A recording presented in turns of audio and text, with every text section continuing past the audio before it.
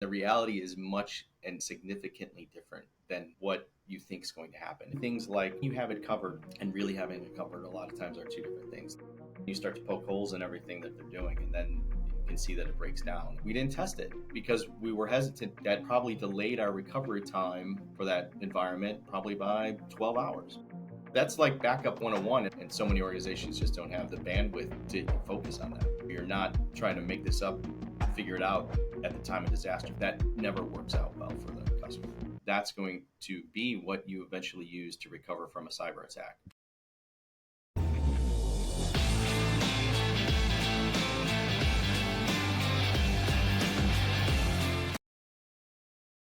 So Keith, we can't name the company by name. But give me a little background: geolocation, size, architecture, suite, whatever. Yeah, for sure. So this is they call themselves a multi-channel marketing company. So they do print, ad, they do online marketing. They actually provide like online coupons for a couple national chains. But their offices were in Florida, and one of their larger customers was pushing them to say, okay, you run your operations out of your office in Florida. That's prone to hurricanes after they've seen like the last 2 years of the devastation in the state. And we really want to see what your backup and DR plan looks like. How big was the company? Oh, they were about 100 employees. So they're a good sized marketing agency. Like I said, they work with some national chains. So they've got some programs that they run that are pretty critical to those businesses. Okay, so 100 employees, marketing, so agency, creative work. Is there web infrastructure powering these, or are they providing Yes. the materials? Okay. Yes. Yep. The web they provide the content that's being pushed into, like as you go on an app for some of these national chains, or even like a website for them, they'll have coupons running on the top, and they're controlling and managing to that content. Is their platform actually delivering Yep. the Yeah. and they were running this out of their office? Yep. They want the infrastructure local because they want the design teams next to the content that they're creating. Okay, so as like a recovering web architect, I mean that like already like gives me shivers because Yes. And it was interesting to talk through that. And they were really wanting, I mean, they're maturing some of their infrastructure out. They've got a part of this was they have a new IT director. And like I said, it's some content creation. The new IT director, I think, is looking to evolve that strategy. I don't think yeah. it's going to stay there. Part of the reason they engaged with us was us being able to fix their problems today, but evolve with their strategy. I mean, this isn't an argument for cloud versus something else. It's just like, you know, the like infrastructure that you have to have that people don't realize. It's like, okay, how long does it take you to upgrade your network links? You know, how many network links do you have? Are they really redundant? Do you have backups? What does your UPS look like? Oh, you have even if you have a big UPS, it's like, how long's your runtime? Oh, okay, your runtime's 15, 20, Right. 30 minutes. Okay, great. You have an incredibly large UPS. How much diesel fuel do you have in generators? Do you have generators? Who's taking care of your generators? Right. It's like, we've done this for hospitals, and you're like, there is a perfectly fine tier 4 data center within a 10-minute drive, and Right. and it's like, and the cost differential to me. Now hospitals are different because you've got, your EMR, and all the different stuff, and we can get it different. Anyways, I don't want, like, again, like you're going to get me all spun up about this. Let's Well, keep going. And I thought about that as the example, right? Because it's interesting, right? And that was sort of the what drove the conversation. Was one of their larger customers was like, hey, your infrastructure is in Florida. What are you doing about this? So, okay, look, we get this all the time with supply chain, right? It's like supply chain issues, right? Where now, the larger customer is becoming aware and sensitive to the impact of their operations Right. from their vendors, right? Yeah. And then so we see this a lot in security. What's your security posture? Yep. What do you have? And to your point, right now, people are. I mean, I'm fascinated. I mean, it must be really interesting, actually, if you're a large customer and you realize, like, hey, a portion of my web infrastructure is now dependent on this company, and you guys are all on premise. Like, Yep. I would feel like across it, Right. But okay, so existing customer, new customer, probably actually doesn't matter, comes to them and says, you're in Florida, hurricanes happen consistently. Like this isn't like a theoretical issue. Like all it really is, is just whether or not the hurricane hits you head on or if it veers away at the last minute, Right. right? Which is the only thing with hurricanes.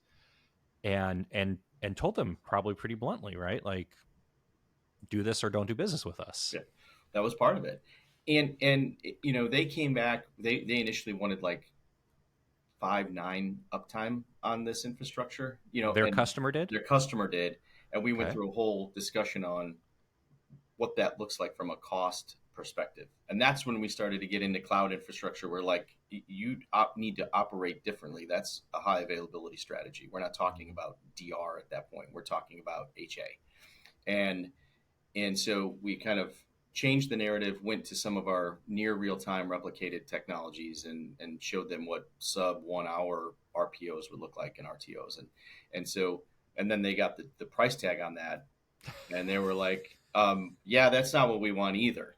And so that's part of the discussion we have with our customers and why our partners like working with us. It's like, it's part education too. I mean, I think we always talk about, as you get closer to point of failure, at left or right boom, however you want to describe that, cost goes up, and it goes up exponentially. And as you get closer and closer to it, it increases. And so let's talk about the reality of what that looks like. And then when you start talking about ransomware, we've even started to stop using recover time objectives. We're talking about mean time to recover. We're like, there's so many variables that now add to that length of time that it's not just like pushing a button with like replication technology like Zerto when you have those systems spun up. You've got to understand the condition they're in if you're in a ransomware event on what that really looks like. I've noticed this trend within IT purchasing in general, Yep. and it feels like it's really exacerbated in, hopefully I pronounced that right. It's really, in backup and recovery. I feel like it takes on this like the very extreme of it, where people start down these projects of saying, we need a DR, we need a business continuity plan, right? So what's our disaster recovery plan, or how does that apply to backup and recovery, Yep. right? Like all these terms mean different things, but have all kind of merged into like like one soup. And um and people start down this path of like, oh, of course we want instantaneous Yep. replication to our offsite with like and then you break it down, and you start getting into it, and it's horrendously expensive. Yep. And this is a maturity thing I've noticed as well. And I'm curious, to get I'm gonna set you up here a little bit, but I'm curious to get your feedback on this, because you can tell where people are in the maturity of actually deploying and operating these systems, because when they start from this place of, I want instantaneous replication, it's business critical, we can't afford any downtime whatsoever. And then they get the price tag with it, and they decide, oh, it's too expensive, we can't do anything at all. And you're like, well, where are you actually in the Yep. maturity of understanding and deploying this to protect your business? Because you thought you needed everything instant, and then you decided to do nothing. Right. And so we have a discussion. What we like is the technologies we bring to the table have the recovery resources adjacent to the backup Mm-hmm. technology. So the cloud storage is adjacent to recovery resources in everything we do. And so that's really where the discussion therein lies, is that, okay, let's talk about what kind of technology and recover points you need. Let's talk about the reality of it. And that's what happened with this customer, in that, we gave them I think it was a $20,000 option for, near real time replication until we needed live to live. We're like, you're building a secondary data center even for 1 hour RPOs. I mean, to spin up reserved resources in that time isn't even practical if you want to compress that time down. And so that's where we evolved to a second technology, our Acronis cloud, which we can get like 4 hour RPOs and RTOs. And it's like, we can even shrink those recover points a little bit, but it's like, we can get you up in about, 2 to 4 hours. It might be quicker, but that gives them a little, and the price difference was, you know, 40% of 20K. So it significantly changed the price point and didn't, massively alter what they were really looking at. You're bringing it from 1 hour to 4 hours. And But so, recovery's only like actually recovery. I mean, let's break this down. yeah, Okay. You have data.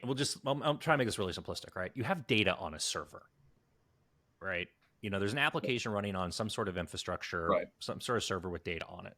So now you've identified you want to back this data up, right? So take me through like that decision all the way into um, your infrastructure, right? So there's pieces of it. It's like identification, and then there's technology to use to actually effectuate the backup, and then where it goes, and then recovery. Like let's talk about this end to end because I have a Yes. I have a ton of questions I want to ask you. Yeah, well, and so like I said, it started off with like our hypervisor level replication with Zerto, right? That was the 20K model, right? And that was This is a replicate month, a year. a month, Yeah. monthly. It was they had a ton of systems. It was active Hmm. resources, and it was um, really a decision that they made to have that infrastructure come up right away. So it was into our data center um, VMware environment. They wanted, they were kind of very specific about we want VMware, we want all of these things, and then like you said, it got the price tag, and it was like, okay, well let's sit down and evaluate, right? It was just not just the storage that they had there, and they wanted all these recovery points, and I'm like, you're really asking for a significant amount of infrastructure to be able to handle the critical systems that you had. And so we parsed and they wanted the whole environment, right? Like it's like everything, we need it right away. And we're like, okay, let's really sit down and evaluate on the pre-sale side and talk about what you really need. And so then we isolated to, I think about 40% of the environment. And then Did it change? yeah, it changed, right? Well, everything does in those discussions. And so then we really looked at those critical systems. The nice thing about our Acronis platform is it handles everything intuitively in the platform, and that's one of the reasons we like it. In that, it's cloud-based backup, it's encrypted and immutable storage, which is always critical when you start talking about security, and that's the kind of the new piece that we're bringing to the table and stressing to our customers is that you want those cloud backups immutable because that's going to be what you eventually use to recover from a cyber attack. I'm thinking of hurricanes right now, but we can come back to that discussion on the storage itself. But those images of those systems that are in the cloud next to our compute resources, and that's available.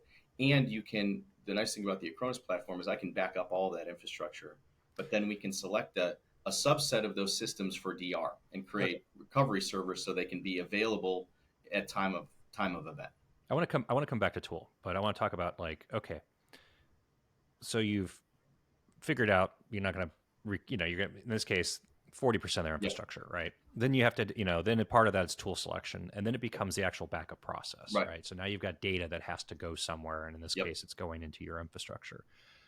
Um, the the part that I feel like it's missed a lot with this conversation is we lost something, something's happened, now we need to do something and take recovery on it, right? Yep. And but this is a big blind spot for a lot of organizations, that Yes. recovery process. Yes. And so I think that's where I think the MSP component of what we do becomes so critical and valuable in Mm-hmm. that not only do we sit down and determine what machines are critical, but then we talk about how they want that protected and then align the technology and basically, hit the switches and define the processes to match the business expectation of what's going to happen. Because a lot of times, like you said, these engineers don't use the backup software every day, right? If Yeah. they're installing a new platform, they're hitting KB articles and educating themselves. And I mean, you can even the most mature engineering teams, might be learning a product for the first time if they're deploying it. And so we bring our, years of experience, right? And especially our in-depth experience of these technologies. We've been doing, Zerto and Commvault for almost 20 years. We've been doing Acronis for over a decade.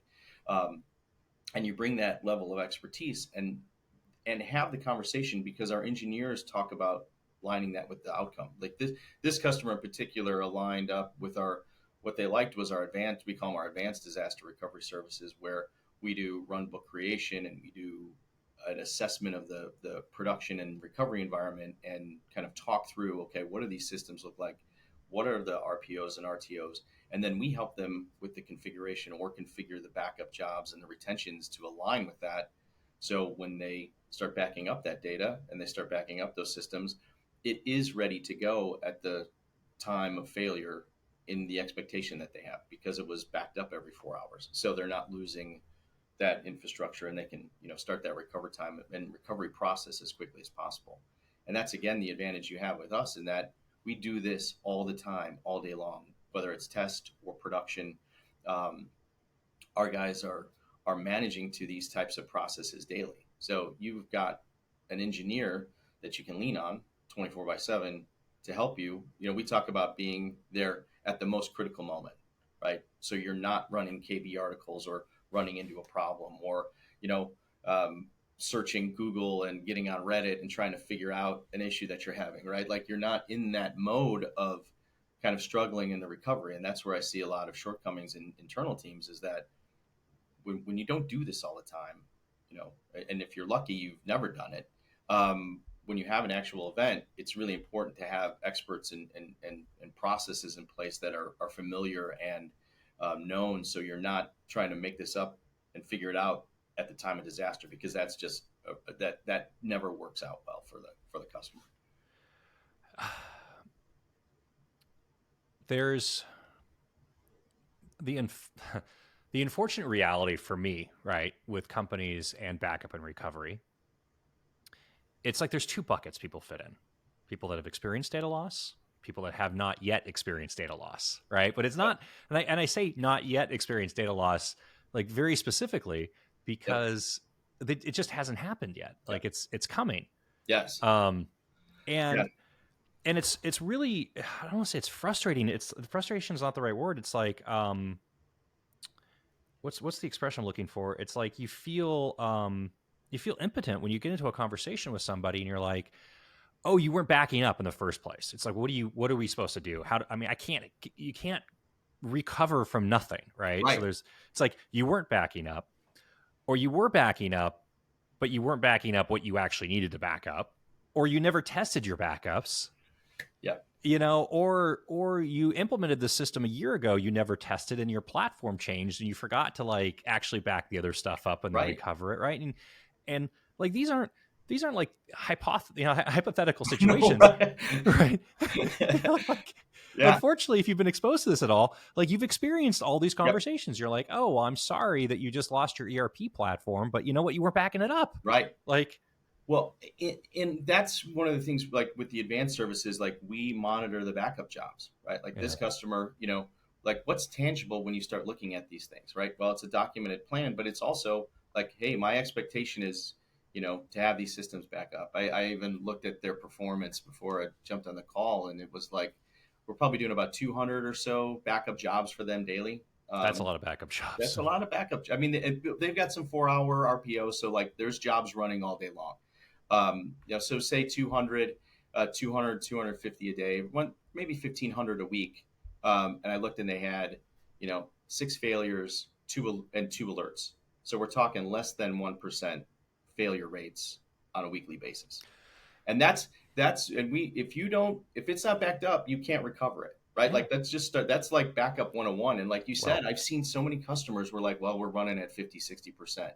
And you've been a backup admin, right? Like you've been an IT admin. Like when that comes in the morning and you've had to manage 2 backups, and I remember doing this firsthand. Like you read it, you start to look at it, and then fire pops up, and then a fire pops up, and it falls to the bottom of the barrel, and then you don't notice it, and then it's 4 days later, 5 days later, and you haven't had that backup, and that's invariably when that department calls and says, hey, I need we need files back from Monday, and you're like, oh, we haven't backed it up in a week. It's going to be 2 weeks. And those are the conversations we want to avoid. And what we do on the front end is to make sure we have it configured so you're not having that conversation, because we've had them, right? And it's educating the customer. And like you said, it's twofold. I think you have the customer. I think customers are getting better. At least what I'm seeing is like, I think a lot of the customers that have not had it happen have heard enough stories that are like starting to be like, we really need to figure this out. Yeah, we don't. Yeah, my neighbor just had this happen to me. I don't want to go through this kind of thing. My friend of the club. Yeah. It's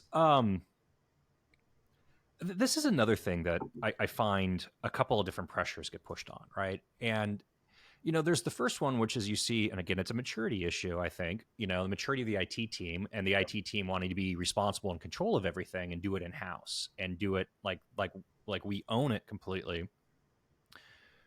and then there's like pressures from a organization, from the company, of like, we don't want to bring in a third party to do this because of cost. We want to do this all in house. We want to manage it Yep. ourselves.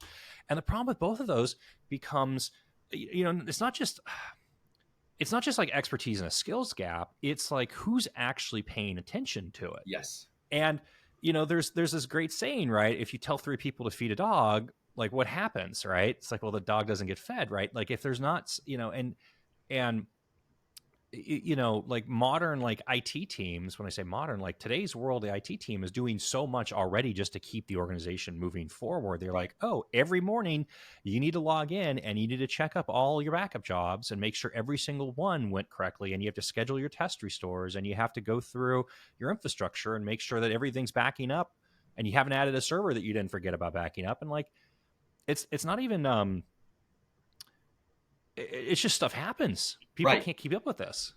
That's exactly it, and that's we talk about that. We make those mundane things a priority, right? Like Right. we're monitoring the backup jobs, we're opening tickets, we're troubleshooting them, giving them the alerts, so that way, like they have somebody looking over their shoulder, making sure either we're fixing it or making sure that they're doing what needs to happen at maybe it's a system level, like even something simple as restarting the service, right? Like those are the Mm-hmm. things that they're managing too. But part of what we include in our advanced DR services too is the same thing. It's like we meet quarterly to talk about changes in infrastructure, and we look at what those changes were against what the plan is and what the backups are. Like, did you just add a new system that's not being protected? And they're and invariably, unless it's like on a hypervisor that has automatic adding, which we can help them set up, like you can miss those things. um, and it's the same thing with the documentation, right? Like your plan is only as good as the last test, and we make sure that they test annually at minimum. But then we're also, as they add that infrastructure, well, we have to at least redocument the plan and make sure that it's being reviewed and changed. It may not be tested, but at least you're not running off of a run book that isn't aligned with what your infrastructure is. At least we're making that kind of change into the the, the documentation so it's current, so you're not running from something that's 6 to 9 months old. If you have a failure in 9 months, I don't know many IT infrastructures that stay static, and so Yeah. you have to be ready for that change. And so I think it's all things. And as a former admin, it's like I know that this stuff gets missed. I know that it's not a priority, and so let the experts like us be the experts at it. Make sure that it gets maintained and updated and is current, and then that everything's running and operating right. Like Yeah. It's not negligence. It's like, and no, it's not really neglect. It's kind of like, it's like neglect just because you just don't have the time, right, right? Or there's, and that's what's sad about it. The and that's also, I mean, we're talking about this in this case in this marketing agency around like on-premise infrastructure and what yep, you do it, but there's like the second part of it, which is so many enterprises are now cloud infrastructure. And I mean, cloud infrastructure really means different things to different people, right? There's your collaboration cloud infrastructure, right, Microsoft 365, Google right, Workspace. And then there's like compute cloud infrastructure, AWS, Azure, et cetera. But now the problem with people that are gone cloud native is like, oh, the cloud's taking care of it. We yeah, don't have to back the stuff up anymore, right? yeah, yeah, And you're like, surprise, that's not really the case. right. We've had that. We have this discussion quite a bit. I had a really good conversation with like a company that well, an unfortunate conversation where they put all their infrastructure. They didn't use Microsoft 365. They built their own SharePoint infrastructure. They wanted everything. They were using it a little bit differently. They wanted an enhanced version of that, and they put it all out there. And somebody deleted all the thing, everything. And they were like, "Where'd all of our data go?" And we're like, "You didn't back it up. Like, you just because it's in the cloud doesn't mean it's protected." Well, And I that's think delete is a valid operation right, on all infrastructure, right? right, That's like the fundamental thing that's like so basic, where it's like, oh, everything was deleted, but like there's no protection against delete, because if delete is valid right. operation. Well, and I think that's what we see. It's like, you know, when I have conversations with customers that are going like AWS and Azure, I'm like, that's an infrastructure platform built Mm-hmm. around high availability and elasticity. Like that gives you a lot of flexibility that you don't have when you build this yourself. But what it still doesn't change the fact that that needs protection. Yeah. Whether it's just traditional backup, we see more and more customers like building the availability, right, in some of their DR plan into the infrastructure, whether they're replicating it, between different regions or doing something with the infrastructure to make it available. That's great. But that still doesn't protect you from ransomware attacks, and it still doesn't protect you from compliance audits, and it really doesn't protect you from data loss or deletion, right? However that happens, and data corruption. And so we're like, you still need some kind of external backup for that. And because delete is a valid operation, that's part of where we see, like, at least from a ransomware and cyber protection perspective, having that data in a container that is not part of the production environment that is immutable is critical, because credential hijack is still one of the major attack vectors. And what we're seeing more and more, we had this discussion with one of our partners and their sales teams, and we were talking about how the attack vector is not just the production data now. It's, they're deleting backup data first and then encrypting, and then you're left at the mercy of the cyber threat, because you have nothing at that point. And so, stressing immutability, and every technology we bring to the table from a backup perspective is using, either air gap, or some kind of immutable storage. And that way, the only way it can be deleted is by the retention policies of the platform.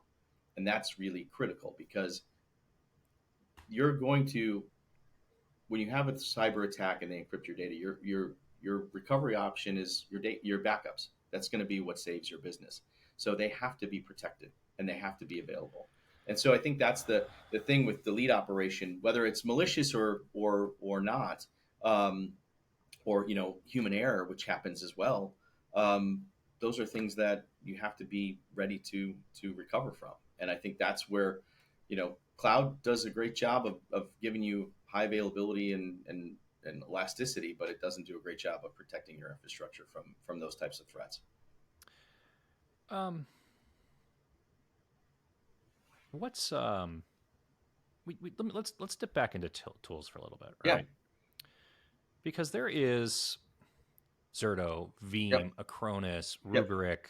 Yep. Like, I come from like the Veritas days, Yep. right? Like Yeah. it's there's lots of different options in the market, right? And for a company evaluating, again, we'll just say backup and recovery, right, as like our giant umbrella. You start, a lot of times it starts with like, oh, what tool am I going to use? Yep. And I feel like that's a backwards approach of taking this. And I'd really like to understand how you look at it, and how UbiStor takes this and walks somebody through this, right? Because the tool gets you to what objective or outcome you really want at the end of the day, not the other way around. Well, and that's where we start. Like, that's like, we see a lot of like MSPs that are out there that are like single technology focused. So they have a few different services that they use, or a single service that they use to provide the technology. And we use, in our mix of different tool sets, is Commvault on-prem, Commvault Cloud, Acronis, Datto, Zerto. We have our own cloud infrastructure, and then we also have, and work with customers that are in AWS and Azure.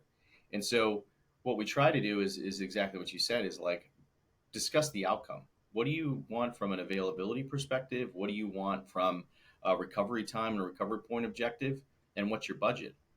And then we start to mix and match those technologies into what needs to happen for the customer.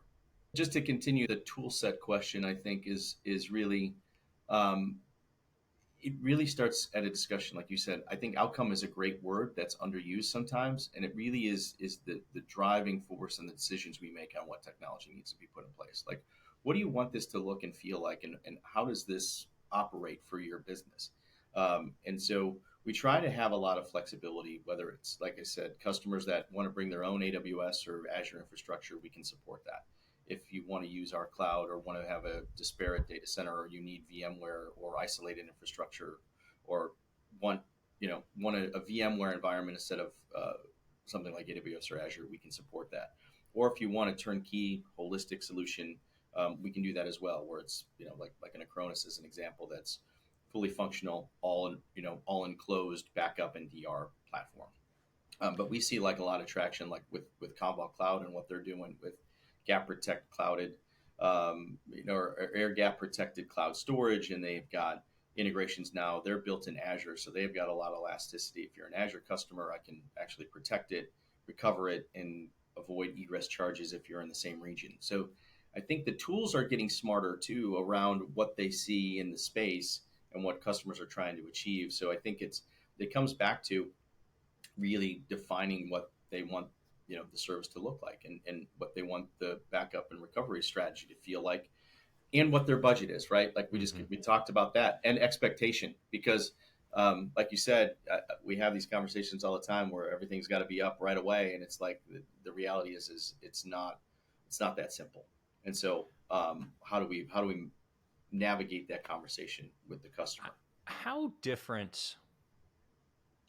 I mean, you list a lot of examples there, but from an outcome standpoint, like how much variety or how much variation really is there from an outcome, right? Because you're talking about, Yeah. I want my data backed up and then I want to be able to access it, right? But I mean, when you start looking at like infrastructure protection or DR or HA or ransomware or accidental or malicious acts or deletes, Right.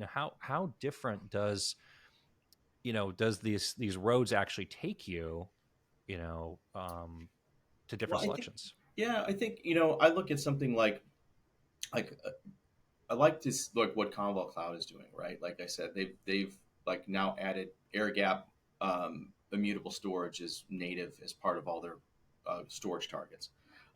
They're adding clean room recovery, right, which is key when you're in an event, and everybody's adding tool sets into. They're adding ransomware sort of discovery tools inside of that, analyzing the data as it's being protected. That's the one thing that's interesting about backup and DR technology is it's a technology that touches your data every day. So Mm-hmm. it's going to see changes, and the AI tools around each of these services is getting smarter and smarter all the time. So the alerting is like, hey, we're seeing changes in your data that appears to be a pattern that matches other attacks. So that's the smart things that backup technologies are doing. I mean, you look at some of it's like tool sets, right? Like what kind of infrastructure do you have? What kind of, are you running Oracle? Are you running SAP? That may define what tools I have, because certain platforms don't have agents or backup tools for that, right? They're focused on, um, they don't have quite, like Commvault's a great example of having a massive support tool set. They're doing things like SQL and like Azure SQL and AWS SQL, like and these headless instances that don't have an agent. Some of the tools out there can't really support that, or backing up, S3 or Azure Blob Storage natively Mm-hmm. in a platform. If you're making those business decisions, you're impacting. That was a great discussion I had with a customer. They're like, "Well, how am I supposed to recover SQL? I'm running Azure SQL." I'm like, "You're only recovering back into Azure SQL. Like, you've made a technology choice that limits your backup and recovery Mm-hmm. technologies and where you can recover to. I mean, we can, if you want it automated or simple, it's going to have to go back in Azure. If you want DR, I'm like, we're going to have to spin up a SQL server, load up that BAK file, reconfigure your entire SQL infrastructure to be able to run that SQL database that you put in a headless instance. Like, it's cheap and it's easy to manage, but guess what? You've completely constricted your options from a backup and DR perspective, right? So those are conversations that I'm having. Or like, I'm using Azure Enter ID. Okay, do you want to back up Enter ID? Well, guess what? That totally has shrunk the pool of services that I can protect that data with. I use, you talked about like SaaS applications and cloud, like M365. Okay, I can do that with, I've got five arrows in my quiver of being able to protect that data. Do you want search capabilities? Do you want e-discovery and some other advanced capabilities? Well, those are the outcomes. Like, we just moved one customer from one M365 platform to Commvault because they wanted the e-discovery and some of the advanced tools. They're a healthcare company. Mm-hmm. So we made a decision on technology based on some of the compliance pieces as well. So those are all that's like the conversation, and that, these guys don't know what they don't know. And so having somebody to navigate those type of pieces, it's like, what are you trying to do? What is the decision you're making as a business, and how can we best align that with some of the features?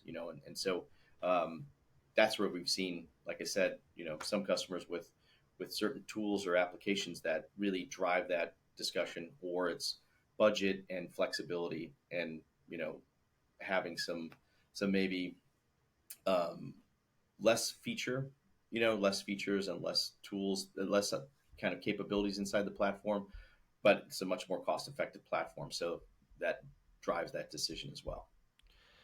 I tell new clients all the time, even when you think you're in a green field, 9 out of 10 times you've already made the decision, you just don't realize it. Yeah. So my job becomes understanding the rest of your infrastructure and what you're doing as a business, right? Because compliance, compliance comes back around, but certain businesses are on a compliance pathway they just don't understand yet. At some Yeah. point, you're going to have a demand put on the business that you have to achieve, and or you're going to be in a supply chain requirement. Again, compliance. Compliance for Yeah. me now is just like something external that forces you to do something, right? And um, and I was smiling as you were answering with this, because it's like so many times it's like, oh, we've already made the decision. You just don't understand the decision that you made, and that decision might have been made like years ago by Right. somebody else, and you just haven't you haven't dug deep enough to really understand it, or you just don't have experience with it yet. Right.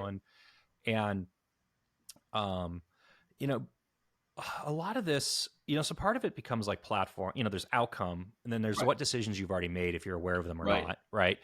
And then there becomes, um, you come back to budget, and uh, it's like fast, good, cheap, right? You kind of Yeah. get into this like thing, and um, I'm curious in your experience with this with budget, because you've got a couple of really big levers that you can pull when you start talking about the backup, right? The one that you mentioned already was features, right? What features of the platform do you actually need? Do you need e-discovery? Do you need search? Do you need these Right. different things? Do immutable backups are going to become table stakes at some point for everybody. I think it is. Yeah, I'm trying to think of a platform that doesn't offer that option anymore. yeah. It's no longer going to be like an add-on. It's just going to be Yeah. baked in, right? This is a good thing about tech, is eventually all these things become just like Right. integrate, like core features. But so you've got features, and then you've got intervals, Hmm. right? As like major levers that can be pulled that affect budget and cost. Um, what features do you need, or how frequently do you do your backup? Right. And the reality is when you talk to somebody new about this and you ask them you know how frequent, what's your backup interval need to be, like, oh, it's instantaneous, we need real time. You're like, Yeah. and you get deeper and deeper into it. I want your feedback on this as well from your seat, but like in my seat, the deeper you get in this conversation, the faster it becomes. Like, it doesn't need to be instant. It can be 4 hours or 8 hours or 12 hours or 24 hours or 36 hours. All of a sudden you're like, well, wait a minute, it's like, if we really lost this, Yep. what would it, then you have to ask a whole different set of questions about the recovery process. Yep. Well, and that's where I think it all goes back to level of maturity, like you touched on. Like, some companies really understand what they're doing, and other companies, I think, the immature organizations answer like you described. It's like, I need everything right away. Like, they don't analyze everything, and so some of the expertise that we provide is like, well, let's really sit down, like you said, and kind of discuss what these options are, what the servers actually really need to do, how do they interact, what's that sequence look like, how long can you be down. That was even the conversation we had, taking back to the customer we're talking about. Is it was like, okay, we're talking about digital marketing coupons on your website. Like, if those are down for 4 hours, is that, operationally, how big of an impact is that to both your organization and the customer? And is that something you can tolerate? And I think most organizations would understand, if it's a hurricane that's going through Florida and you're recovering into your DR environment, like, most businesses can tolerate that from an operational level. Okay, let me play. Let's spitball this one, because I'm gonna play the other side of the seat, right? Which Okay. is, in this case, you're producing digital coupons as part of an acquisition or ad campaign to drive revenue on an e-commerce platform. Right. Probably, like, that's my mom always told me not to make assumptions, but that's where I would go with that immediately, Right. just from experience. There is a practical impact to coupons being unavailable or not being able to deliver the ad, or and if you've had experience with e-commerce platforms, a lot of them will actually be able to record and show revenue Right. daily or hourly. I've been involved with plenty of organizations that knew hour by hour, what revenue should be, and it was a very interesting it's a very interesting KPI or proxy for a lot of other things. It's like, oh, the revenue's off. You don't really need to dig into like what's your server CPU. It's like, oh, revenue's down or revenue's up. Like, Right. but now when you start looking at that and you say, okay, what's the actual impact of the business? This is such a big point that we haven't touched on yet, which is, can you quantify business impact? Right? Right. Can you quantify business impact? Right? Not like, and again, maturity. I used to do this. It's like, oh well, we have 100 employees and they can't work, and we're gonna be down for 3 days, and their average salary is this, so the impact of the business is this, and lost productivity is Y, and so therefore, our theoretical impact of the business is Z. But that's different than if you're in some sort of transaction process where you can, so it's like, can you actually quantify impact of business if you don't have this? Yeah. Well, and I think that's something we talk about too, is looking at that was the evaluation, right? That cost impact to the business went from a $6,000 a month service to a $20,000 a month. Is that $18,000 or 14. $14,000 additional cost monthly going to translate into lost revenue? Like, where's that go, right? Like that's the cost risk. Every conversation we have, and that's really it's business impact of every single technology, right? And we do the same thing. Like you can do those kind of back of the napkin calculations, but you don't see some of that, right? Like it's also, well, okay, so my employees are down, things are down, but I'm also not taking orders. I'm also not shipping. I'm Yeah. also like, what's the revenue loss and revenue impact? I mean, I remember when I was I worked for Life Fitness for a lot of years, and there was like, you know, critical printers in the production line and critical printers in the shipping department that had to be up. Like, that's not quite DR, but like if you're not printing out the pick lists and sending these things out, you're not making revenue. Well, And you're not making revenue, and you're creating a backlog, which right, then creates other operational issues to you when you right, come to catch up. It's like, if you don't ship orders for 3 days, it's not like miraculously like it's like everything, it just gets worse and worse and worse for right. you. And that's really the thing I always think about that when we look at DR, right? Mhm. Like something as simple as a dot matrix printer in a factory warehouse could be really business critical. And so what's driving that application to print that ticket, right? And then you start to kind of navigate backwards and start doing these things where like, okay, your application that runs that printer, like not only is your employees down, but you're also not shipping. So now you've lost, that's revenue loss. There's a there's a really good graph that I have where it kind of shows how like cost to the business goes one direction and cost to recover goes this direction. And you have to find that, like, where did Yeah. those two converge in that? How much am I willing to spend? And as I spend as my spend increases, where does that cross against the cost impact to the business? Well, And there's another axis on this as well, right? So it's cost in the business, recovery cost, right, revenue, lost revenue, but then you have, um, uh, you have a contractual risk. right, And what I mean by that is not even like, do you have contractual obligations to your customer if you're offline, but it's at what point do you lose the customer? You have a right, relationship risk, right? right, And, you know, if you've got a situation where, you know, a hurricane could happen once a year, right? And like once a year, you could lose operations for 2 or 3 days. That maybe is okay and acceptable. It's a major event, right? Oh, like a hurricane, definition of force majeure. You should right, plan for it, right? Um, but where maybe it's acceptable to have a 1 day or 2 day or 3 days of outage for your customer will tolerate that. They're probably not going to tolerate 2 weeks or 3 weeks. right. There is Yep. some line, and it's not like it's not like a smooth line. There is No. some point where you like hit the wall and fall off Right. the cliff, right? Right. Yeah. Well, and I think like the businesses that aren't spending the time on this are the ones that put themselves at risk for this, right? I think that's the whole thing I keep thinking in my head is that these they're not evaluating all this. Like the mature ones are. Like they understand like all of the way these things work and can have a real conversation with you about how quickly things need to come up, what that impact is to the business, how they need to operate collectively to avoid those conversations with the customer, right, and the expectation. And so I think that we're starting to see more of that too, like in the supply chain kind of conversation, in that much like this customer, hey, your operations is critical to my business.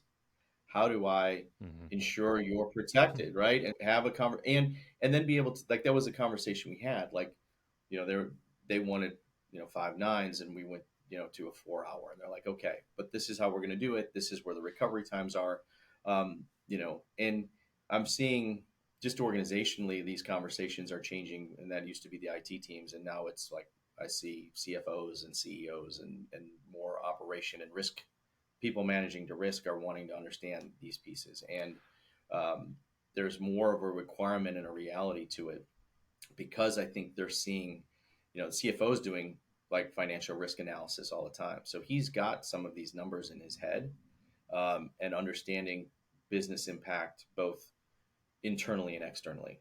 And so I think they're coming to the table now with this information in their head, being able to provide some guidance to IT that wasn't always there. Like IT guys were kind of shooting in the dark, saying, "Okay, it's I don't know. Yeah. they want everything right away, right? They're IT people, and then it's like, or they're like, well, I can't afford that. I'm going to do 24 hours, But then when we start getting involved, sometimes we've seen where we bring in like kind of the other relevant parties into the conversation to make sure we're business aligned. It's like, well, what do you mean we're going to be down for 24 hours? Then and there's some surprises that happen in that conversation, I think, and that's where mature And that when the organizations, business can actually decide what's acceptable to the business, right? you know, it's so. And here's the other thing: it's not all or nothing. You can have some stuff go at one interval. Like you can have different things happening. Like Well, like you're just like take 5 seconds. Like take a little bit and say like this has to be real time. This can be once a day. If yeah, this never comes back online, it's gonna be annoying, but it's okay. yeah. Like it's like I, No, and I think that's the conversation. That's where having kind of an external expert like us coming through yeah. is like, I don't know how many times we've gotten RV tools and everything says like, less than 1 hour, it's like 90% of the environment. And then it's like the other rest is 24. And we're like, really, what are these like? And then you just say like, well, tell me what this does and tell me how these Yeah. work. And, let's talk about some of the way these systems interact. And then we start really breaking down the environment. I mean, that's what happened with this customer. It's like, okay, you know, some of this stuff can come up really fast. Some of the things like we can do, it's like, um, maybe your SQL infrastructure is super critical. Like we had an energy company that had SQL infrastructure that was massively important to them. So Well, we were sure, doing probably because it was billing data, right? You right, can't lose that data. Like if you lose right, that data, you can't bill, you lose revenue, but you've spent the money, so you're caught. Like all that's an inversion that you can't deal with. Like if right, you're in a situation where you have an inversion of cost to versus revenue, like that's right, business right. ending. So we're building a multi-site SQL cluster for them. Like so, it's operating in 3 different data centers. Like that just never goes down. Plus, it's backed up. Plus, it's protected. Like it's there, and they were ready to write the check for that because that was so critical to everything that they did. Both bringing that data in and sending that data out. And so it's like that is a decision they make, but they understood the impact to the business by losing that data.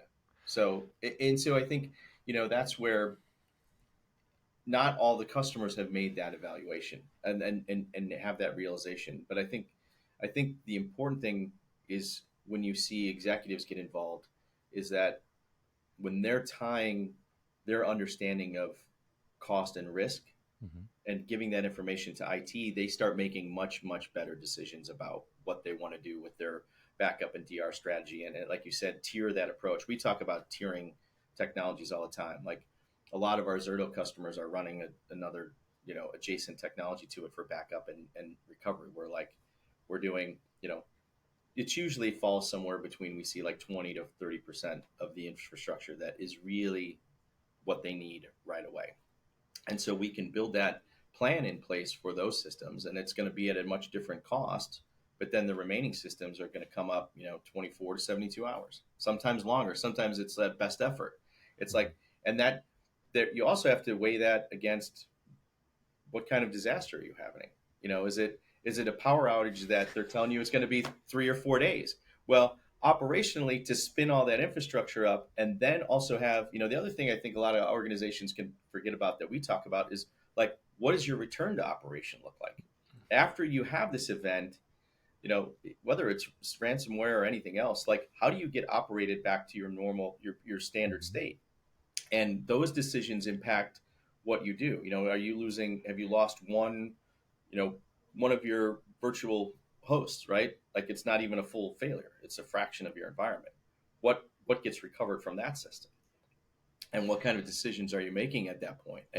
And so, can we move some of that to your local Yeah. infrastructure before we fail over? Like there's all these decisions that have to take place. And so I think, those are things you have to understand your disaster before you start really pulling those levers. It's such a good point, and it's something that even inside of a data center, like again, tier 4 facility, my concern is less the natural disaster that's happening external to the data center and more about what could be a disaster inside. Fire. Yeah. 100% top thing that's in my head always in a data center is fire and then water suppression going on. Right. Right. And you hear, there's plenty of stories of like, bus duct risers exploding in buildings. There's 2 data centers I can think off the top of my head where, a 5,000 amp riser blew up and caught on fire. And that took the entire building with however many facilities offline. And so there's all these drunk drivers hitting telephone poles, taking taking infrastructure down, crashing into the substation blowing up. Yeah. Like there was a data center where an 18-wheeler was entangled in the transmission lines and they were running on generators. Their backup plan worked, and the fire department was like, we got to cut this. We have to turn. Not only do we have to turn power off, you have to turn your generators off because you're energizing the line going backfilled, and we need to cut somebody out of a cab right now. Like, figure that out for your DR Yeah. policy, right? Like, everything worked, but guess what? The authorities Right. told us we have to do this, and you're not going to say no. You can't say no, right? Yeah. It just happens. Hurricane Sandy, Yeah. generators were not, were above ground, but the diesel storage was below ground, or more importantly, the pumps were below ground. So like, there's no way to pump. Like there's all these weird things that happens in DR. But the phrase that you made is like, what kind of disaster and what's your recovery? And something I always ask people, it's like, are you if your hypothetical occurs, how do your employees actually work? Right. If we're talking about, the Cat 6 hurricane, there are no roads. Like there's no internet connectivity for anybody at their homes. Not only are they not driving to your office, they're not working from home because they're like worried about their family. Like what kind of disaster are you recovering from? Yeah. Well, we were working with a customer out of Texas, and it was the same thing. They were in Houston. Their DR facility was in Tulsa. Everything was in place, and they're like, okay, IT teams, like, get up to Tulsa, and they're like, I'm not leaving until I know my family is safe, and then I'll go. And that was some reality for them. It's like, no, there's a human component to this that you have to be like rationalize as well, right? Which And I is think a good argument for having elasticity with a service provider who can yep. do this for you. Has people in different locations. Right. Well, and not only that, I think the other thing when you talk about when this happens, um, especially if you've never been through it, I don't think teams understand the demand that is put on the operations during an event. It's a 24/7 operation. And these IT teams, even for mid-sized organizations, a lot of times are 3-4 guys. Like operating in a 24/7 scenario is going to wipe your team out. So having, like again, an elastic and resources like us that are 24/7 that have on-call managers and escalation points and relationships with the vendors, like we can do things that they can't on their own. And I think that's really what people forget is like when this happens, like it is a all hands on deck, everybody focusing in on this. And the pressure cook is really intense too at the time. It's not just right, that you're on a 24/7 cycle. It's like, okay, right, you've got to get this back or the business is done and everybody's out of a job, right? Like right, it's right. And you've got a whole organization looking at you guys like, okay, how are you going to fix this? Yeah. And you're the ones, And so I think, so we talk about those things too. It's like a part of our DR plan is communication. Who gets called? Who's responsible? I mean, we've got spouses on these escalation lists because you've got to get a hold of people. Like Yeah. it's critical. Yeah. And so I think that's having these kind of things worked out ahead of time makes it so much smoother, right? And allows you to operate and think clearly instead of under the pressure of that decision, because that's when bad choices get made, right? And that's where you can head down a path that's not where you want to go. You made the point about going from real time to then going from 5 nines to 4 nines, which Right. doesn't seem like a lot, but it's huge money. I mean, like the difference between that's pretty major, um, and a pretty significant cost differential. Going from real time to Yep. then 4 hours for critical infrastructure. For somebody watching and listening, like how linear does this line up? At 4 hours, you're doing 6 backups a day. If you cut that number from 4 hours to 12 hours and do two a day, or go to 1 hour, which is one a day, right? Like, you know, the costs just track almost exactly with the amount of, increments. No, it's hard. This is always a conversation we struggle with too, because you never know what change rate is. You never know what kind of volumes change. Hmm. Um, what I think happens more so is that when you start getting to those numbers, it really starts becomes around the infrastructure you have to have in place to be able to hit those numbers and have it available and turn it on right away. It's not so much the storage, I think, because that's really where the component comes in. Like you're trying to align storage. I think that's fractional. When you start really looking at those shorter times, it's more about the infrastructure you have in place to be able to replicate that data, to hit it on both sides, and then being able to um, turn on that infrastructure at the moment of DR. Right, so you're not paying for. Otherwise, you're building two data centers, that are totally equal, which is not cost effective in any way. And so I think that those backup numbers will have a minor impact on your cost. I think it definitely goes up, but I think where we see the cost different really get impact is the recover time objective, because that changes the infrastructure you need in place to be able to hit those numbers. It goes from a sort of hoping it's like kind of having it, when you get those short numbers, like that infrastructure almost has to be warm or hot on the other end, and that's when the cost goes up, as opposed to like where we talk about cold infrastructure, where I'll enable that at point of disaster, and that's usually shared.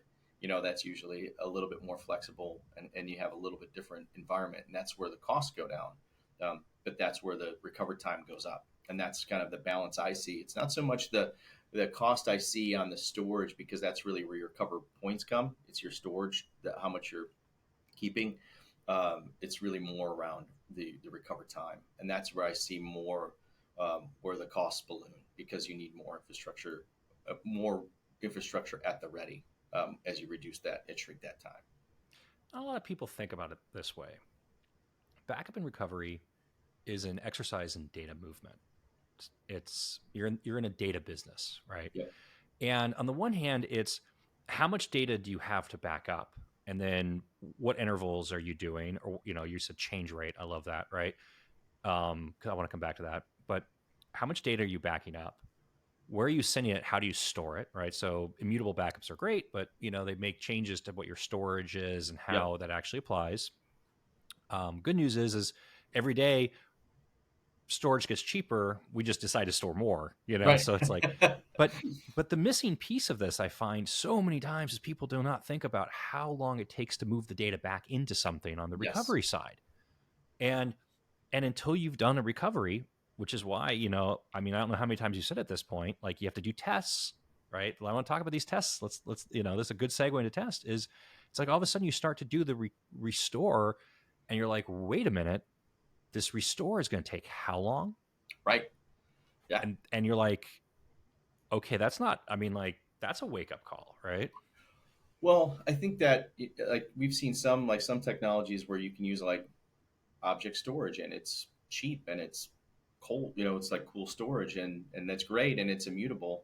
And then you have an event and you start pulling out from that, and all of a sudden that number hits, and it's like, oh, that's not how long I thought this was going to take. I mean, there's physics to it, right? You can Mhm. only push so much data through a pipe at whatever very, however you have that set. If it's a 1 gig connection or a 500 meg connection, there's only so much data you can push through that pipe, and that some of that goes back to technology choices, right? Can I do multi-threaded backups? Is the performance on the disk on the back end? We talk about that too when we architect you know, our backup infrastructure. Some backups go to high, the spinning disk, and some go to object storage. That's Mhm. longer term retention. That's more compliance. Like, I'm not going to wait for that data to come off of that, and we've seen customers like that have thrown stuff into Glacier that I'm like, Oh. that operation is going to take you, like, they don't even understand that until, like you said, they're operating to it. Um, and I think those are the decisions that you make. Again, when you look at recover point and recover time, it's what kind of infrastructure do you need to hit those numbers, right? To be really ready to be able to spin those systems up, and it's the storage and compute that becomes critical because you need a different type of disk, and that we just had a conversation with a customer kind of that in their head had their backup and DR operations completely separate in their head.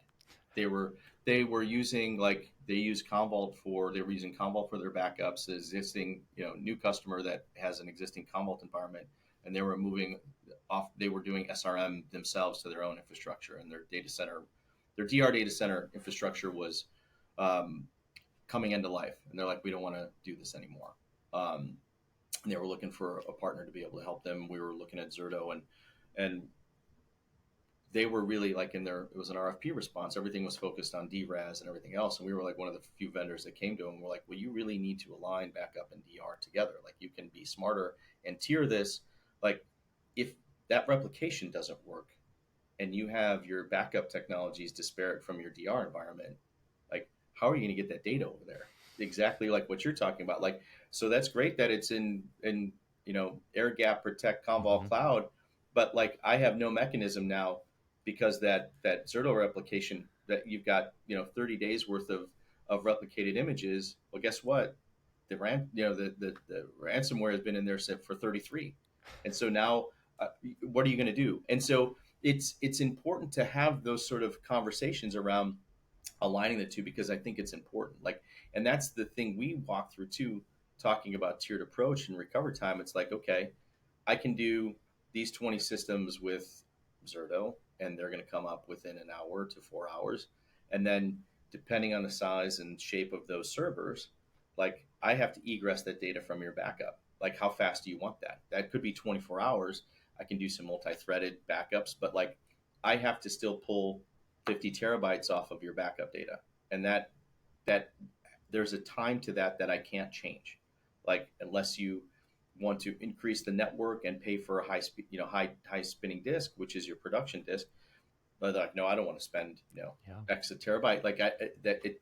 So so I think, like you said, kind of going back to your point, is that those recover points, it really comes down. I think what balloons the cost is the infrastructure you want to have in place to meet the recover times that you're trying to achieve, because that's where the time it takes to move this data um, can get shrunk based on the type of technologies you put in place to be able to extract that data from wherever it is.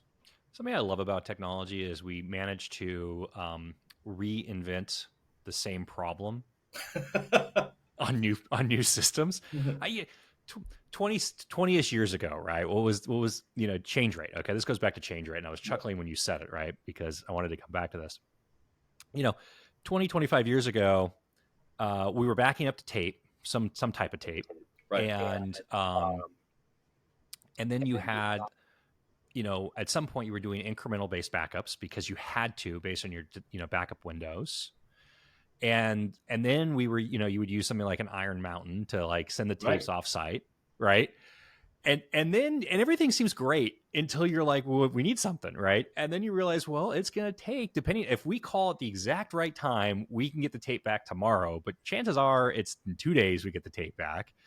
And then like, oh shoot, it's an incremental backup, so we have to figure out where our full was and then what kind of layers of incrementals we have to apply. And you find scenarios where all of a sudden you're like, yeah, okay. Yeah. like Yeah. like whoops, Yeah. and And and so now we've just replaced, for most people, incremental backups onto tape with offsite storage, with object storage and cold storage, and it's just the same problem expressed in a different Right, place. right. Just because it's there doesn't mean it's ready to be recovered. Like that's the whole thing. It's like, and so um, it is kind of that the similar problem like you described. I mean, I remember doing the same thing. Operating tape libraries and inventory and being able to get having the box waiting for Iron Mountain, and then the tapes that come back that can be returned into inventory, and that whole operational process. Like, it's nice that that's been eliminated, but it doesn't adjust the problem, because you still have to worry about egress time and the time it takes to pull that. Like I said, we've seen some glacier operations that are just taking days to recover data. Yeah. Well, I mean, by design, they tell you Right, right up front, like, right, okay, it's cheap, but guess what? When you need it, it's going to take a long time before we make it available to you. You right, know. right. Well, because they're running tape on the back end there. I mean, so I think that's what people forget is, like, some of those glacier operations are running on, it's not spinning disk, it's actual tape operations back on that side too. So Yeah. that's where you see it. And it has to go from tape storage back into what looks like warm storage. You're back on a Right. disk somewhere. Yeah. Yeah. Ransomware. Let's talk about ransomware a little bit. Yep. Now, there's a stat that I keep track of that is dwell time, and you've mentioned this Yep. earlier. A couple of years ago, dwell time was very long, 260 days. Yep. Dwell time was pushing up to a year, right? So Right. you had some threat actor on your network for upwards of almost a year before whatever happened, right? And now we're seeing dwell time counting down really short, almost into I think it's at 10 days right now. And I mean, there seems to be this giant yo-yo. It's going to go up and down and up and down. So depending on when you watch this, right, it's going to be somewhere different. Like all that's Yep. really consistent right now is dwell time. I don't know, for me, what is the scarier number. I don't know if it's the long term is scarier because of what it implies, or if it's the short term, because of course, in order to have a short dwell time, it really kind of connotates that the threat actor has figured out how to monetize an attack against you faster, Right. which also means that they understand how to create maximum leverage against you in order to monetize that attack faster. So backups, they know how to take control of your backups and eradicate backups, right? If I launch a ransomware attack on you, what do I want? I don't want you to have viable backups, because if you do, now, um, you mentioned a few different things. You talk about tooling getting smarter and AI, being able to understand what's being backed up and change set and the change rate. Yep. Also immutability. But I'd love to hear your take on this, of backup as part of your resilience to cybersecurity and ransomware. Because again, right, fundamentally, in a lot of these cyber attacks, you get back to, can you get, again, it's a data game. Can you get to your Yep. data?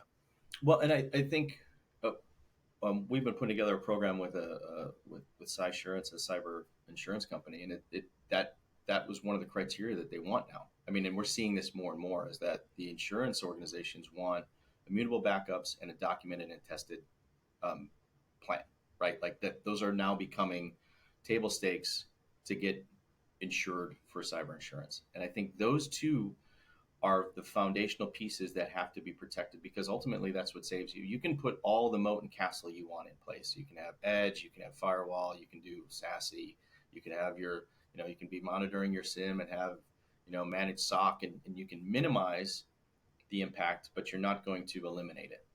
And ultimately, what they're going to do is exactly what you described. They're going to try to go after the backups. That's going to be what saves your business. 95% of the time, I've seen that it's going to be some sort of recovery.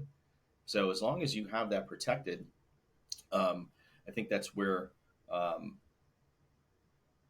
the organization is going to be like saved, right? And so if you're operating that successfully, and I think it goes back to maturity, is that we don't see a lot of stories around businesses being impacted because they have mature operations around data recovery.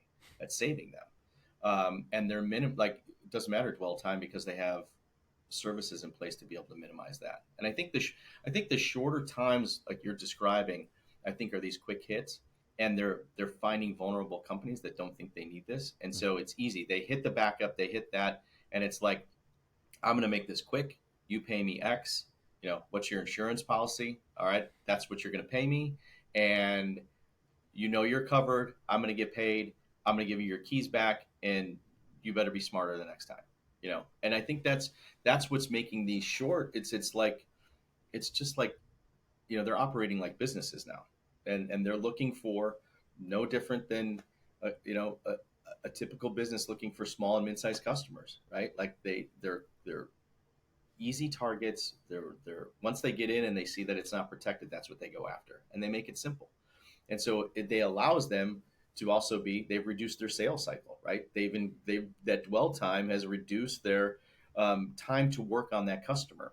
Mm-hmm. So it's easier for them to monetize it, and they're getting more. It's more profitable because they're not spending a year trying to infiltrate this customer. They're spending 10 days, you know, and so they're maybe not making as high of a revenue number on these customers, but they're hitting more of them more rapidly, and really um, using that to kind of be a shorter sales cycle to be able to do make the money that they need off that customer.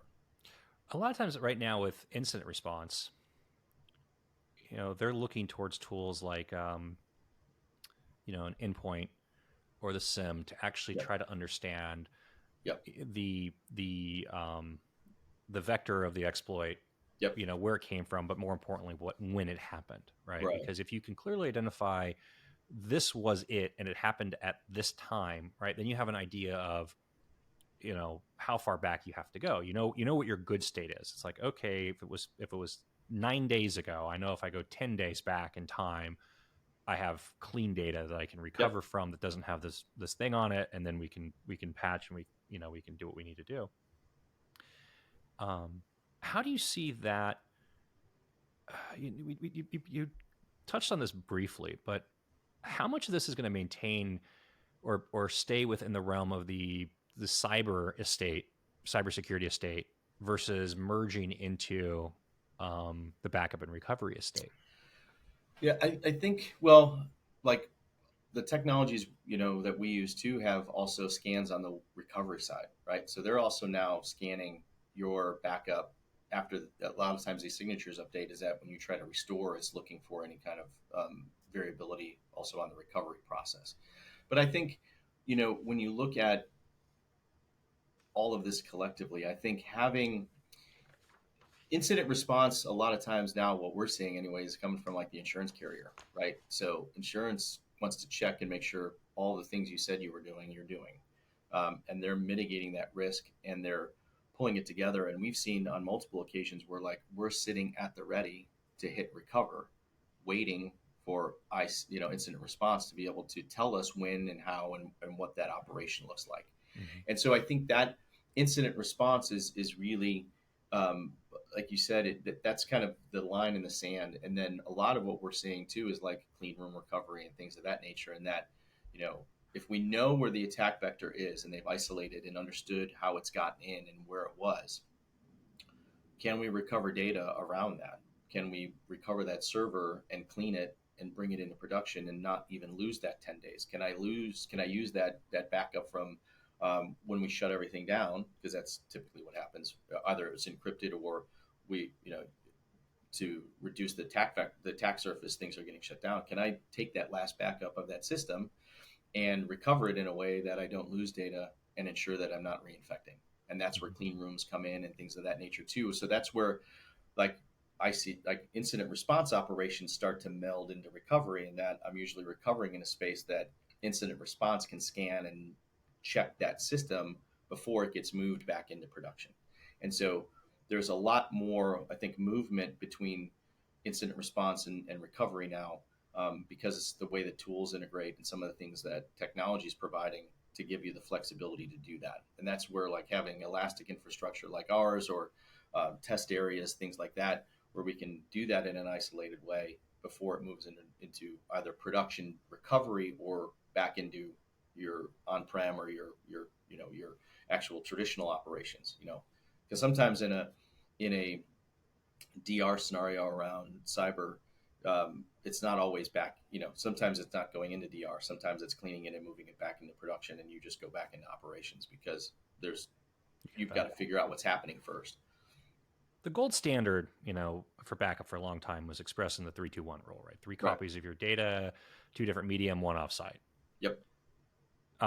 It's a simple thing to remember and to tell people, right? Right. 3-2-1, right? What does that mean? Oh, okay. And you need to have this mnemonic Yep. that you remember. Yep. How has that changed? Like, what is the right gold standard now?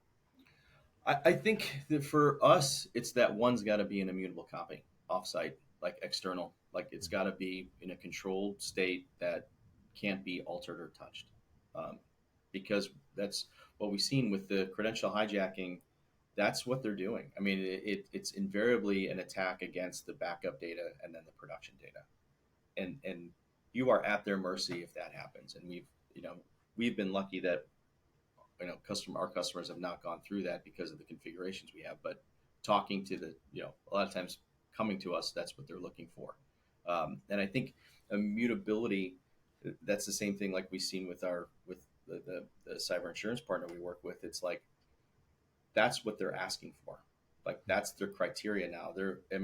Having managed SOC and two-factor authentication, those are all table stakes now. Like, okay, I need that, but they're seeing in the recovery scenarios that once somebody gets in, what's saving the day is the backup data. And so 3-2-1 is definitely an operation you want to follow. Like I look at that on that kind of two copy, that number two that you put there on prem is like that's for rapid recovery for traditional data deletion or system failure, right? Like that's that copy. That one copy now has become sort of the thing that's going to save your business. And so it's got to be in a state that cannot be altered, and that is what you're going to go to wherever that is. That's got to be a critical part of your DR strategy, or because that's going to save the business. Invariably, that's what is going to be used to recover and operate your business after an event. And I mean, immutability is a fancy word for the platform doesn't allow you to delete, Right. right? Like it's just, I mean, going back to that, like delete's a valid operation for most of these systems. Immutability just makes, there is no delete anymore. Like Right. it's,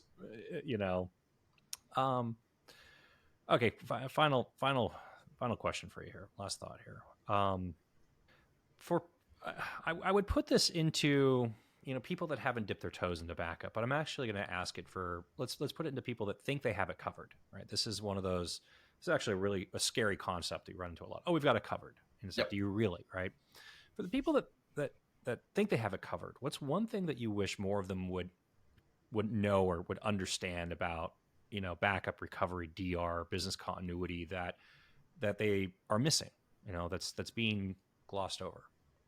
I think the conversation for us and what I've seen recently is that um, I think it's always been recover time or recover point objectives has been kind of the narrative of backup and DR operations. And I think now that you've injected cyber resilience into that conversation, that mean time to recover is sort of the new concept that you have to have in your head.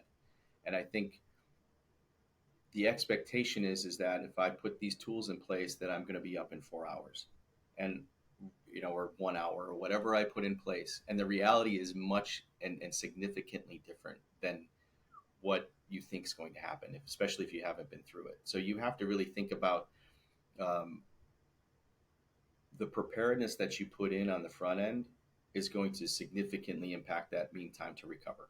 Mm-hmm. And so having things like saying you have it covered and really having it covered a lot of times are two different things. Like the questions we like to ask is, okay, so if the CEO deleted his OneDrive, right, accidentally, how Never fast happened could you? before. Right, right. How quickly could you get his data back, and see what they say, or tell? And then then I'll take the next question is okay, what happens if your most critical business application, the infrastructure that it's running on, went down? What does that look like for you to operate? And let them tell you the story of how they're going to bring that up, and then ask them, okay, and if that impact was the entire data center, whether it's like you said, fire. I think sometimes under or often overlooked is water and fire, right? I've been impacted by both, with different businesses. The fire doesn't scare me; it's the water that scares me. It's the So, water, right? yeah. Um, or ransomware, right? How are you going to operate the business if something like that happens? And what do you think that really looks like? And how do you see that operating? Like, and have them talk you through, like, well, this is how we're going to respond to the incident, and then we're going to, you know, after you get through containment and isolation and understanding it, then what does that look like? And all the things you do on the preparedness side, making sure your backups finish every day, make sure you have a documented process that's been tested, and that you have a backup that you know you can recover from. That's going to take that mean time to recover and significantly shrink that down, right? And having tools in place to do all of that. And so if they can tell you a narrative about that, that's where we see some maturity. Or the more often it's like, I know I have to do all this stuff and I just don't have the time to do it. That's more the conversation I'm seeing now. It's like, I know what's out there. I understand that this could be a very protracted type of recovery event Mm-hmm. if I don't do this stuff. So help me do this stuff and contain it. And I think that's where, um, the customer that tells you got it covered is usually the one that has the most gaps, and it's really the one not doing it. And so I think I like those three questions because it really forces them to tell you how they would do it. And if they don't have a really good narrative on how that would happen, like if you built those things, that rolls right off your tongue, right? It's like, well, I'll do this. We've got backups here. I back up, 3 times a day on M365, and they'll tell you all the things. And then that becomes, the challenge is as a sales team is that that's maybe not the customer for you, right? Like, because they're operating, they've got it covered. It's the guy that says I've got it covered, and then you start to poke holes in everything that they're doing, and then you can see that it breaks down, and then you can start talking about, let me help you achieve the outcomes you want, and do it in a very cost effective way that aligns with what you're trying to do as a business. There's two sayings that keep rattling through my head with this one, right? And the I think the obvious one is an ounce of prevention is worth a pound of cure, Right. right? But that's kind of true. But the one that's I think more appropriate is you don't rise to the occasion, you fail to the level of your preparedness. And it's really, going back to like circling all the way around and talking about and putting this into like an example. You could back up every 4 hours, but if it takes you 24 hours to recover, you're not in alignment. And what's the point, right? Right. Like you've got these 4 hour interval backups, but it still takes you 24 hours to get back to it. So like, did you invest your energy into solving the right problem, or you know, did you just like pull, like put blinders on to some Right. degree, right? And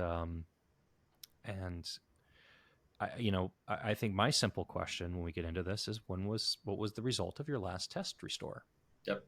And then you find out really quickly, you know, what's actually going on or not, because I don't think that is something that always gets pushed off. You know, Yep. it's Well, and I remember, like, I remember being in an event where we restored test data, but we never restored AD because we didn't want to go through an AD. Like, we were like, I oh, don't want to deal with that in a DR oh, scenario. And like, we had a full, it was a hardware problem. We lost it was a large VMware environment, and lost the entire RAID controller failed, and we lost everything. And we had the data on the tapes, and we went to restore AD, and AD wouldn't recover. And there's and it's one of those things where this was back in I'm going way back in my 1900s probably when this was happening. But I think, but always go back to that, is like, we didn't test it because we were hesitant, because and that that probably delayed our recovery time for that environment probably by 12 hours, because we had to build AD from scratch, oh. um, and reconfigure all this, and then restore this data and align. It was the whole environment with the two SQL servers and Exchange environment. Again, back in the days when everything was on prem, and so that is always that question too is very critical, because a lot of backups don't get a lot of organizations are not doing regular recovery testing. And that's, I think, the piece we always make sure that gets done regularly. Like you said, checking to make sure the backups are completing and making sure the data can be recovered. That's like backup 101. And so many organizations just don't have the bandwidth to be able to focus on that. Unless you have somebody whose sole and only job is doing this, Yep. it's not happening. Right. And no organization, the IT teams are just too thin. Like they're operating, and that that doesn't provide a ton of value. I think we talk about backup operations. In my opinion, have two modes, right? It's the least important thing on your job, or it's the most important thing. Like that's it. Like you operate in two modes with backup and DR because the and if you don't have somebody like you said, minding the store, they're busy, trying to help the organization, and work on the platforms that are critical to generating revenue. Backup and DR doesn't generate revenue, but if you don't have it, it significantly impacts your revenue, like we talked about. So that's where I think you've got to find a balance in using like outsourced components who are experts at it. Um, is so significantly important. Yeah. Keith, thank you very much. It's Yeah, always a pleasure chatting. yeah. Always chatting. Always great chatting with you, Max.